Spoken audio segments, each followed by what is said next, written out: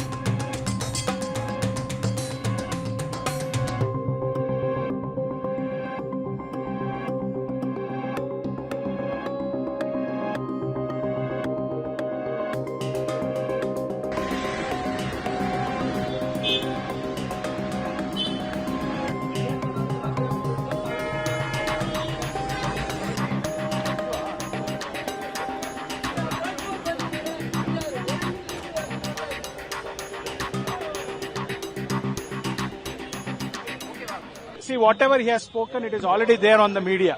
I think I should not add or subtract anything what is already there. So I don't want to ಅದರ ಬಗ್ಗೆ ನಾನು clarity ಆಗಲಿ ಅದಲ್ಲ. ಅಲ್ಲಿ ಹೋಗಿದ್ದೇನು ಅಂದ್ರೆ ನಿನ್ನೆ ಅವರು ಬಂದಿದ್ದಾರೆ, ಇವತ್ತು ನನಗೆ SIT ಇಂದ ಹೇಳಿ ಕಾಲ್ ಬಂದಿತ್ತು. ಸೊ ಹಾಗಾಗಿ ನಾನು ಬಂದಿದ್ದೀನಿ, ಮಾತಾಡಿದ್ದೀನಿ. ಅದಕ್ಕಿಂತ ಹೆಚ್ಚು ಇನ್ನೇನು ಆಗಿಲ್ಲ. ಸರ್, ಯಾವ ಕೇಸಲ್ಲಿ ಅರೆಸ್ಟ್ ಮಾಡಿದ್ದಾರೆ? ಹೊಳೆನರಸೀಪುರ ಕೇಸ್ನಲ್ಲಿ ಅರೆಸ್ಟ್ ಮಾಡಿದ್ದಾರೆ. SIT ಅಧಿಕಾರಿಗಳ ಪ್ರಶ್ನೆಗಳಿಗೆ ಉತ್ತರಿಸ್ತಿದ್ದಾರೆ ಸರ್, ಸ್ಪಂದಿಸ್ತಿದ್ದಾರೆ. ಇನ್ನು ಮಾಹಿತಿ ಕೊಟ್ಟಿಲ್ಲ. ಅಲ್ಲ, ಇನ್ನು ಮಾಹಿತಿ ಕೊಟ್ಟಿಲ್ಲ. ಸರ್, ಈಗ ನೀವು ಈಗಾಗಲೇ ಆಂಟಿಸಿಪೇಟರಿ ಬೇಲಿಗೆ ಅಪ್ಲೈ ಮಾಡಿದ್ದೀರಾ, ಆಲ್ರೆಡಿ ಅರೆಸ್ಟ್, ಹಾಗಾಗಿ ಅದು ವಾಯ್ಡ್ ಆಗುತ್ತೆ. See, bail application which is now been pending before the court, probably you have to wait and see what it will happen in the court. I would not like to. That's what I would not like to talk about what would be the fate of the petitions before the court.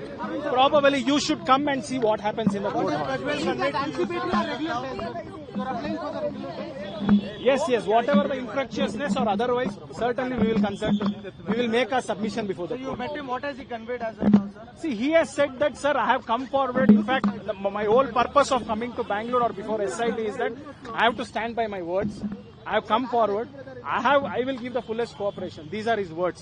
Probably he told me in Kannada and I am appealing in English. That's all.